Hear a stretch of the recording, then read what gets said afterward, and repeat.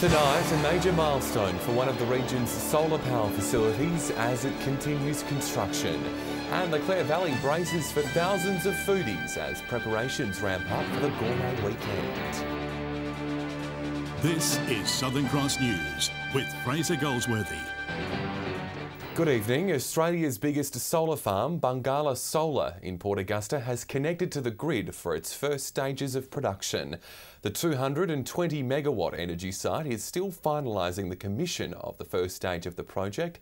It's hoped once fully completed, the facility will generate enough energy to power 82,000 homes a year. The first two stages are expected to be completed by early next year. 7-year-old Levi Marlowe from Orroroo, who was involved in the horrific Mother's Day crash which killed his older sister, has been left paralysed from the waist down. His father has taken to social media saying young Levi is extremely lucky to survive the accident, suffering from 4 broken ribs, and his neck is broken in 2 places. He thanked the Orroroo community for its support on Facebook, saying, "My heart bleeds for my son, knowing he will never walk again, and if I could change places with him, I would." A GoFundMe page has already raised more than $20,000 to help fund Sophie Lee's funeral and Levi's medical expenses. Police in Broken Hill have been left stunned after pulling over a car with a 14-year-old boy behind the wheel. It's capped off a shocking few days on local roads as officers look to clamp down on dangerous and careless driving. It's the simple road safety message that seems to be falling on deaf ears, leaving local officers at their wits' end. And when police pulled over a car on Barrier Highway last night, they truly got more than they bargained for. It was found to be driven by a 14-year-old male. The front seat passenger was an 18-year-old female. It's too young to be a learner's permit. It's not safe.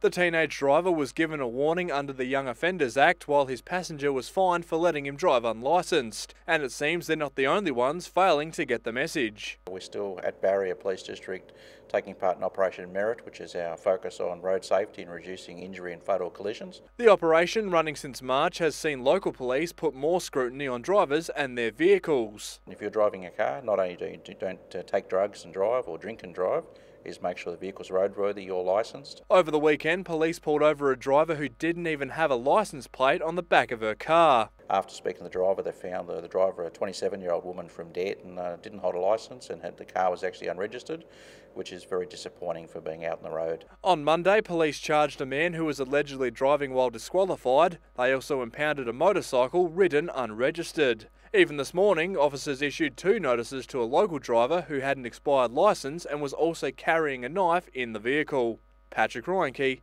Southern Cross News.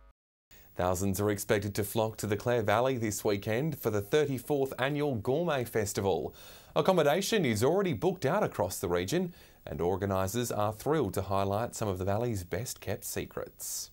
A gourmet weekend of wine, food and hospitality in the valley. The Clare Gourmet Weekend celebrates the end of vintage, all the while showcasing the best the region has to offer. 38 wineries participating for the Clare Gourmet Weekend, 2 breweries on board that are positioned here in the Clare Valley, and then all of our local restaurants get on board as well. Whether it's a 5-course meal, a champagne dinner or a day out with friends, the weekend has something for everyone. People who like to do the degustation lunches and dinners, and there's people that just like to come out and enjoy the food, the wine and the live music. Wines from new boutique brands in the region, which don't have their own cellar door, will be featured at the Gourmet Hub. Around the 4,000 to 5,000 people attending over the weekend. The accommodation will be booked out, definitely. The eateries will be extremely busy, and the wineries will see great numbers as well. Although accommodation is in short supply, getting around the festival has never been easier, with day trip shuttle buses on offer. The glamping tents, so we'll have those on the Watervale Oval this year, and people will be able to connect to the shuttle bus during the day from that site. Rachel Nell, Southern Cross News. Whyalla and Port Augusta residents are being told to prepare themselves for a bit more noise over the next week as the Army training exercises get underway. It says the CULTANA base between the two cities provides the perfect climate to best prepare our troops. It's set to be loud over the weekend as the Army swarms into CULTANA once again. 150 soldiers from the Royal Artillery's 812 Regiment and the 7th Regiment from the Royal Australian Battalion are in the region for live exercise drills. Each year the government directs that we attain a certain level of training proficiency, so this is one of our key exercises. While the training will be done out of sight, it certainly won't be out of mind. Residents around Whyalla are being told to expect to hear artillery between 7 a.m. and 10:30 p.m. from Friday, while Port Augusta residents may hear it on clear, calm days. This is to ensure the Australian Army is able to deliver the highest capability possible in defence of the nation and its interests. The two regiments will be undertaking high explosive training, focusing on M77 howitzers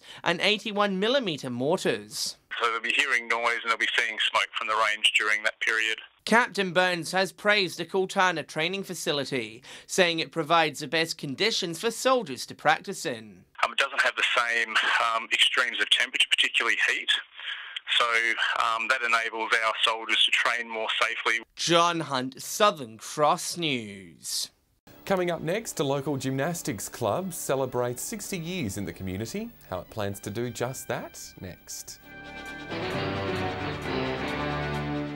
A Kadina resident has had a very lucky start to their week, winning $10,000 on a $1 Sweet Dough Instant Scratch-Its ticket. The winning ticket was sold at Newberry Chemist at Kadina. The small business says it's very excited to have sold the top prize, having not sold many winning tickets in quite some time. The winner has chosen to remain anonymous though, so it's unknown how the winner will spend their cash. A 2-year regional water inquiry has made over 50 recommendations to the New South Wales government. Local water activists and opposition politicians have welcomed one key finding, the establishment of a Royal Commission. They're findings that paint a serious picture. The people in charge have decided that it's complete chaos up in the northern reaches of our basin. The augmentation of water supply for rural and regional New South Wales began in March 2016. Over the past 2 years, the inquiry had to deal with the allegations of water theft, the Broken Hill pipeline announcement and other investigations that came to light. What this report has uncovered has been the complete mismanagement of our precious rivers and our precious water systems. Of the 51 recommendations made in the inquiry report, key findings included the state government making a commitment to not increase water bills in the area to cover costs of the Broken Hill pipeline. Also, it commits to maintaining and improving the operation of the Menindee Lakes. It hires more staff and increased funding to support compliance and its enforcement. And a Royal Commission into the administration of the Murray-Darling Basin is supported by state pollies. I think what's being said is that politicians need to start representing the New South Wales populace. Other findings include introducing universal monitoring for water extractions in the Northern Basin and consultation with local communities be carried out before plans are enacted on the river system. We need a root and branch inquiry with the full powers of the Royal Commission to get to the bottom of what's been happening in the Murray-Darling Basin system. The report can be found on our Facebook page. Patrick Reinke, Southern Cross News. And right as one water inquiry ends, another is set to begin. The Murray-Darling Basin Royal Commission is inviting Broken Hill locals to share their views at a community consultation session next Wednesday. It'll be held in the morning at the Broken Hill Musicians Club. The Port Lincoln Gymnastics Club is celebrating its 60th anniversary and it's planning to mark the occasion in a unique way. It comes at a time when the club is supporting its most elite gymnast before she heads to Nationals next week. Tumbling and turning for 60 years. To celebrate, the club will host its biggest regional competition over the June-long weekend. We've got our annual competition and we're with the theme of a 60th anniversary with diamonds. That will be very exciting once that gets underway. And we've got 217 girls registered and 25 boys. It's the most ever we've ever had. Over its 60 years, the club has been particularly impressed with the progression of its male program. Today it has about 30 boys. Up to level 4, Yes, and they're building, so it's very exciting to see the boys doing skills up there. But the shining star of the club is in 19-year-old Cody Mundy, a current state champion set for her second nationals competition next week. Very excited. Obviously I've had a few drawbacks because of injuries, so I'm not really where I'd like to be, but I'm super excited. Following nationals, Cody will move forward to level 10 status. We've never had a level 10 that I'm aware of. Yeah, so that's very exciting for the club to be able to coach gymnasts from level 1 right through to level 10. And beyond her competitive career, Cody wants to give back to her local club. My goal was nationals for my whole gymnastics career, and I got that last year, and I'm super happy to be doing it again this year, but I think I want to be a coach. Casey Trelaw, Southern Cross News. Those exploring the Eyre Peninsula who happen to spot a koala or two are being asked to join a citizen science project. Koalas were introduced to the Lower EP in 1969, and Natural Resources Eyre Peninsula is hoping to collect an understanding of how far the koalas have spread and what they're eating. While most koalas are spotted at Mikira Station, Natural Resources is particularly keen to record sightings in other areas. If you see a koala and Joey, be sure to snap a photo and send the details to www.epkoalas.com.au. Still to come tonight, the region's fuel prices, plus one area of our region on the hunt for some fresh talent to help the transformation of our local industries. That's next. The Eyre Peninsula and Whyalla RDA is looking for a deputy chair and 2 board members to join the organisation.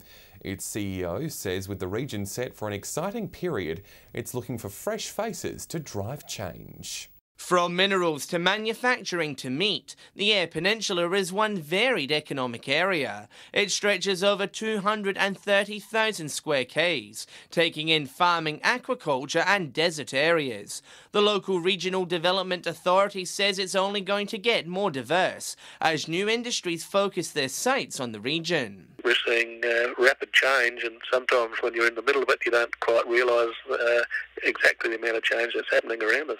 The RDA wants to drive that change as it looks for 3 new board members to be part of it. It's on the hunt for 2 committee members and a deputy chair to bring new ideas and vision to the table. Consider the industries that we have and the industries that we'd like to see grow. Skills or knowledge of those industries is really important. A background in corporate governance, finance and law is also desired. The successful applicants will be chosen after consultation with local members, as well as the state and federal governments. Mr. Dorwood says the successful applicants will be joining at an exciting time for the region. Our ability to contact markets very directly now internationally has improved dramatically, so that brings with it new opportunities. Applications close at the end of the month. John Hunt, Southern Cross News. One of Port Lincoln's local football clubs has adopted a real-life version of its team mascot. In a bid to bring junior and senior players together, the Boston Bay Tigers has adopted one of its own. Hear them roar while supporting an international cause.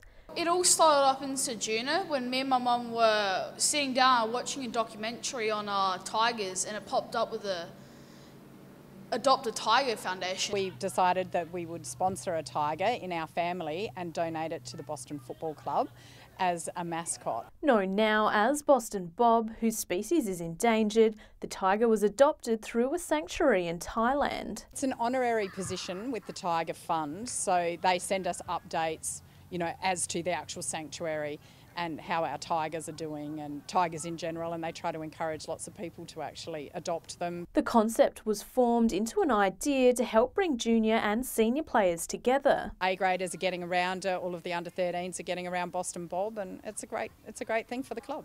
And so a life-size paper-mache version of Boston Bob was created. I had a concept of making it life-size and making this tiger into a piñata. Every person that gets best and fairest after every game, you get to put lollies into the tiger and feed it basically, and at the end of the year we get to whack it open. We have the best mascot for our football club in the town, so why not utilise that and publicise that and get kids to get around it. Casey Trelaw, Southern Cross News.